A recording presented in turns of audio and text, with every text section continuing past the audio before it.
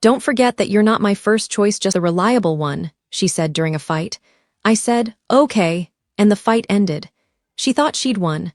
I moved out 3 days later while she was at work, leaving a note. "Now you're not my first choice either, or my second. My contact info is in the description below. I'd love to feature it in an upcoming video. Thanks." Hey Reddit, I've been lurking here for ages, reading all those wild relationship stories, but I never thought I'd have one of my own to share. This happened about a year ago, and honestly, it still feels surreal sometimes. But with the holidays rolling around again, I figured it was time to get it off my chest. Maybe it'll help someone else spot the red flag sooner than I did. Buckle up, this one's got betrayal, quiet exits, and some seriously ironic karma. I'll try to keep it straightforward, but fair warning, it's a bit long. A little background first. I'm Ryan, 32 now, working in software development for a mid-sized tech firm. Steady job, decent pay, nothing flashy, but it lets me pay the bills and save a bit. I met Emily about 5 years ago through mutual friends at a barbecue. She was this vibrant, outgoing type, always the life of the party, with big dreams of climbing the corporate ladder in advertising. Me. I'm more the reliable guy in the background, making sure everyone's got a drink and the grill doesn't catch fire. We hit it off surprisingly well. Opposites attract, right? Things moved fast. Within a year, we were living together in a cozy apartment downtown. I was all in from the start, loyal, committed, the whole package. I supported her through everything. When she lost her job 2 years in because her agency downsized, I covered rent and bills without a second thought. We're a team, I'd say. I even turned down a promotion that would have meant relocating to another state because she was just starting a new gig and didn't want the upheaval. Looking back, that was a sacrifice I made without hesitation, picturing a future with her, maybe marriage, kids, the works. Flashback to one night during her unemployment slump. She was curled up on the couch, tears streaming, and I held her, promising we'll get through this. "I've got your back." She'd smile through the sniffles and say I was her rock. Felt good, you know, like I was building something real. But over time, cracks started showing. Emily had this habit of comparing me to her exes, especially this one guy, Connor. He was her first love from college, charismatic, adventurous, the type who'd whisk her off on spontaneous road trips. Never mind that he'd cheated on her back then and left her heart broken. She'd bring him up casually, like during movie nights. Connor would have loved this thriller. He was always up for anything exciting. At first, I brushed it off as nostalgia, but it escalated. She'd stay out late with work friends, her phone buzzing at odd hours. I'd ask gently, and she'd snap. "You're being paranoid, Ryan. Not everyone's life is as predictable as yours." Internally, it knotted me. I'd lie awake, replaying those comments, feeling this knot of confusion and hurt. Was I really just the safe option? The backup plan? I trusted her, or at least I wanted to. But the signs piled up. Perfume that wasn't hers lingering on her clothes, vague excuses about networking events. I didn't snoop, that's not my style. Instead, I tried to step up, planning surprise dates, even suggesting we take that trip she always talked about. But she'd dismiss it. Maybe later, work's crazy. The vulnerability hit hard in those quiet moments alone, staring at the ceiling, wondering if I was enough. It was unfair, this slow emotional erosion, but I held on, hoping it was a phase. Then came the fight that changed everything. It was a Friday night, right before the weekend. We'd planned to grab dinner at our favorite spot, but she came home late, distracted, scrolling through her phone with this secretive smile. I asked what was up, and it spiraled from there, something trivial about me not being spontaneous enough. Words flew, and in the heat of it, she dropped the explosion. "You're acting like you're entitled to all my time," she huffed, crossing her arms in the living room, her eyes flashing with that smug certainty she got when she thought she had the upper hand. "Entitled? Emily, we've been together for years. I just want to know what's going on," I replied, keeping my voice even though my chest tight frightened. She laughed, a short, bitter sound that cut deep. "Oh, please, don't forget that you're not my first choice, just the reliable one. Connor, he was passion fire. You're the guy who pays the bills and doesn't complain. Safe, boring, but hey, it works for now." The words landed like a punch. I stood there, staring at her, the room suddenly feeling too small. Her tone was dismissive, like she was stating a fact about the weather. Smug, almost proud of how cleverly she twisted the knife, no remorse. Just this entitled justification. Everyone has a past, Ryan. You should be grateful I hear at all. I felt the confusion swirl, vulnerable, exposed, like all my efforts had been a joke to her. But instead of yelling or begging, something clicked. Calm washed over me. Okay, I said simply, my voice steady. She blinked, caught off guard. Okay, that's it. Yeah, okay. I turned and walked to the kitchen, grabbing a glass of water like nothing happened. The fight ended right there. She smirked, probably thinking she'd won, that I'd back down like always. She grabbed her jacket and muttered something about needing air, slamming the door behind her. That night, I didn't sleep much. Her words echoed, not my first choice. It confirmed what I'd suspected, texts I'd glimpsed earlier that week, late-night calls she brushed off as old friends. Connor was back in the picture, or maybe never left. Emotional betrayal at minimum, probably physical too. The hurt was raw. This sense of being undervalued, discarded without a real fight. I sat on the couch in the dark, replaying our good times. Flashback to our anniversary last year, when I surprised her with tickets to a concert, her laughing and hugging me tight. You're the best, she'd said then. Now just reliable. But I didn't confront her. No dramatic scene. Over the next 3 days, while she acted like everything was fine, smug in her perceived victory, I planned. Saturday, I scouted a short-term rental online, a simple studio across town.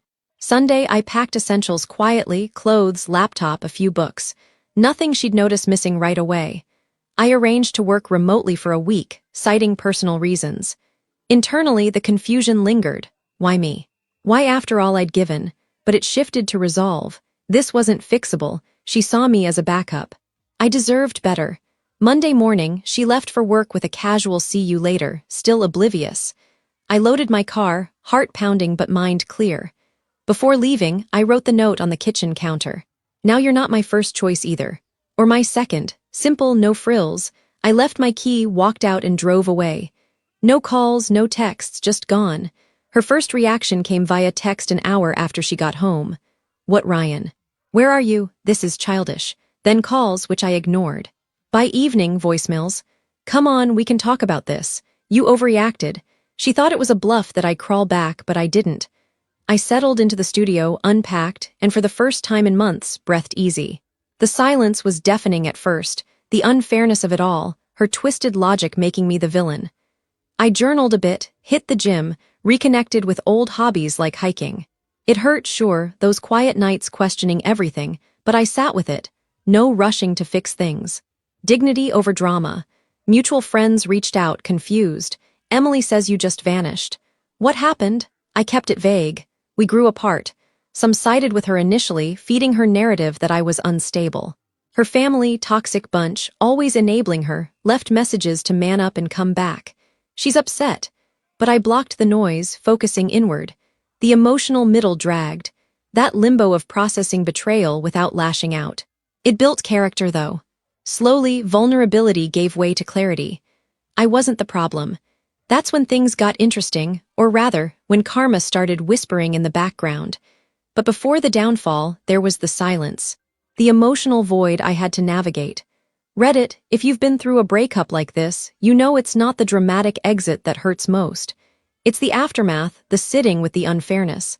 I didn't lash out or seek revenge. I just detached. For weeks, I lived in that studio apartment, a bare-bones place with a lumpy bed and a view of a parking lot. No frills, but it was mine. I threw myself into routines to rebuild. Early morning runs along the river path, coding side projects that I'd shelved for her, even picking up guitar again, something I'd loved in college but dropped because we didn't have time. The confusion lingered like a fog. Why had she said that? Why treat me like a placeholder after all I'd sacrificed? Flashback to last Christmas. I'd scraped together savings for a necklace she'd eyed online, wrapping it with care. Her eyes lit up when she opened it, pulling me into a kiss. You're so thoughtful, Ryan, I don't deserve you. Now those words felt mocking. The betrayal wasn't just emotional. It was the manipulation, the way she'd kept me hooked as her safety net while I and Connor. I'd pieced it together from snippets. Mutual friends mentioned, seeing her out with him weeks before the fight. Late nights at work were probably dates. It stung, this realization that I'd been the fool, loyal to a fault while she played both sides. But I didn't beg or confront. Dignity meant silence. I ignored her escalating texts. Ryan, this is ridiculous. Come home. Then angrier. Fine, keep your stuff, I don't need you. Her smugness seeped through even digitally, like she expected me to crack. Mutual friends trickled in with messages, some neutral, others echoing her toxicity. One buddy, Mike, called dude, Emily spinning this like you, the one who bilayed without reason. Says you overreacted to a fight. I kept responses, short it done. Her sister texted too. All entitled, family's worried, you owe her an explanation. Blocked, the unfairness built. Why was I the villain for walking away from disrespect? I sat with it during solo hikes, the trail crunching underfoot, mind racing through the hypocrisy. Her twisted logic. I was reliable, but that made me boring. No, it made me valuable, something she didn't appreciate until too late. Internally, the shift happened gradually. Vulnerability faded, clarity emerged. Therapy helped, a neutral online session where I unpacked the hurt without drama. You're not defined by her choices, the counselor said. I started thriving quietly, landed a remote freelance gig that paid better, reconnected with old friends who drifted during our relationship. One weekend, I drove out of town for a solo camping trip, tent pitched under stars, no phone signal. It was liberating, this emotional space. No more walking on eggshells. The middle dragged, sure, nights of replaying her words, feeling discarded like yesterday's news. But it deepened the arc. I wasn't rushing to win, I was building. By month 2, her attempts tapered off. She posted vague social media updates about new beginnings with Connor, all smiles. Friends reported she seemed happy, smug even. She's moved on, one said. Fine by me, I was too. Then karma hit, and it hit hard. Realistic, earned without me lifting a finger. It started with whispers from our shared circle. Mike, the same buddy, messaged me out of the blue. Hey man, you might want to know.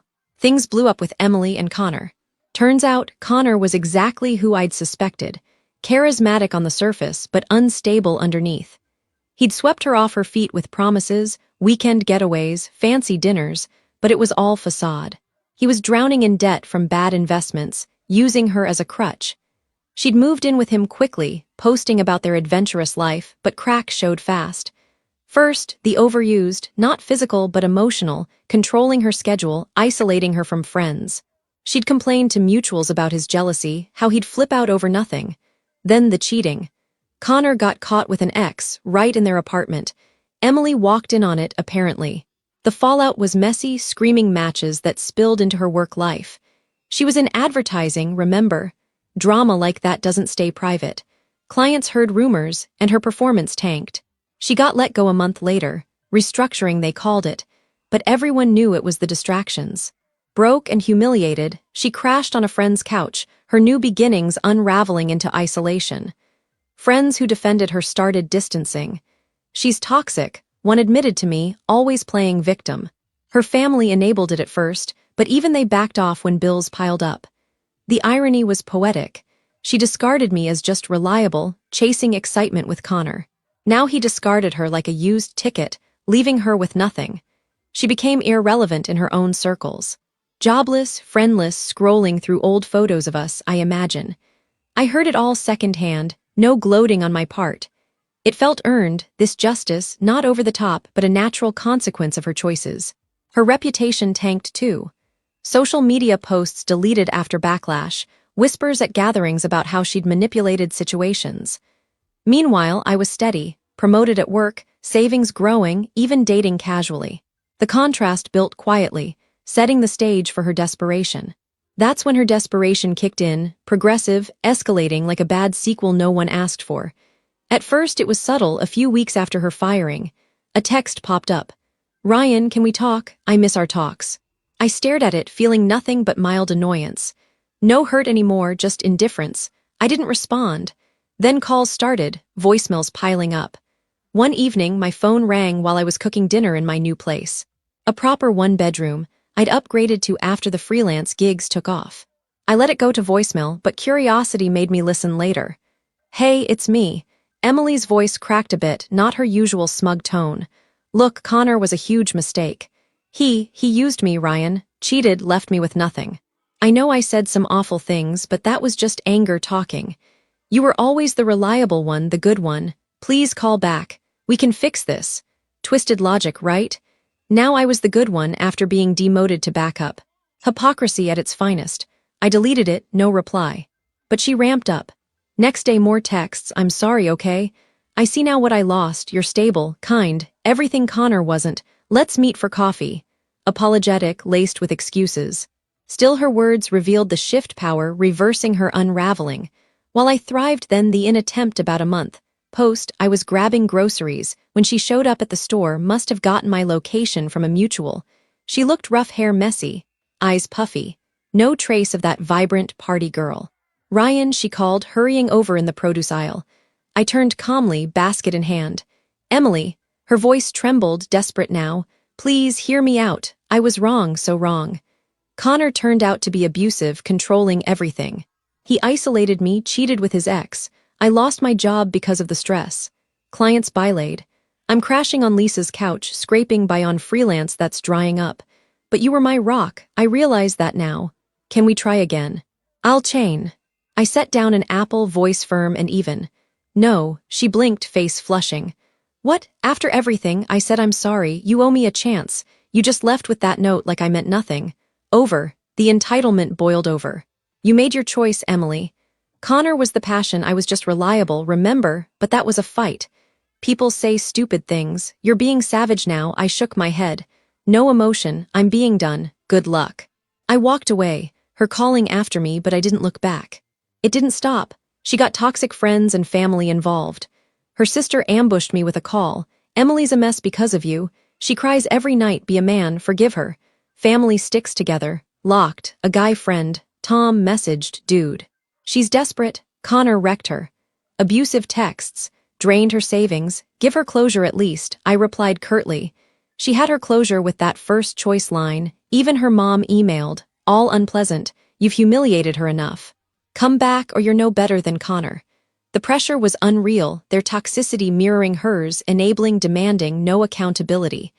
By now, her attempts turned angry. A final voicemail. Done, sir. You're heartless, Ryan. I thought you were better, but you're just petty. Enjoy your boring life alone. Click. Power reversal complete. Her true colors lashing out when desperation failed. I blocked her everywhere, the silence golden. No sympathy from me. She'd earned this isolation. My life. Thriving, new projects. A budding interest in photography from those hikes. Even a date or two with someone genuine. The emotional freedom was real. She'd become irrelevant. Fast forward a few months to our mutual friend Mike's birthday party. A casual backyard gathering at his place on the outskirts of town. I debated going, knowing she might show, but why hide? I'd moved on completely, promoted to senior dev, traveling for fun, and yeah, seeing someone new, Nora, a kind, adventurous woman I'd met through a hiking group. We clicked without the drama. She appreciated reliability as strength, not boredom. The party was lively, string lights, barbecue smoke, laughter. I arrived with Nora hand in hand, feeling at peace. Mutuals greeted me warmly. Word had spread about Emily's side, and most had shifted allegiance after seeing her hypocrisy. Then there she was, Emily, across the yard, looking even more worn, nursing a drink alone. Our eyes met. She approached hesitantly, desperation etched on her face. Nora sensed it, squeezing my hand supportively. Ryan. Emily started, voice low but urgent. I didn't expect.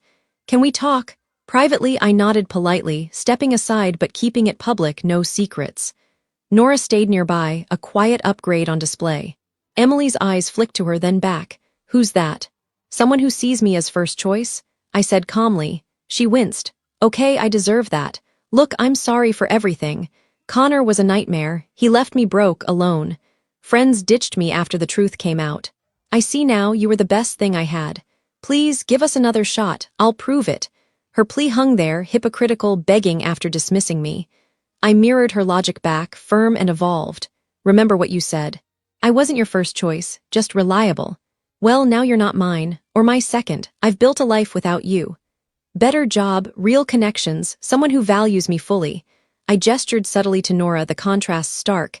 Me thriving, her desperate, tears welled. But I learned from this. Don't you care at all? I learned too to choose myself. You're irrelevant to my happiness now.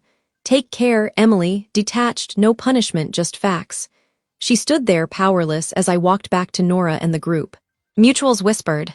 One even said, good for you, man. The visual reversal hit her hard. My growth on display, her failure public. That was it. No more contact. Emotional closure, ironic and earned. Reddit, if you're in a similar spot, remember, dignity wins. Walk away, build up, let karma handle the rest.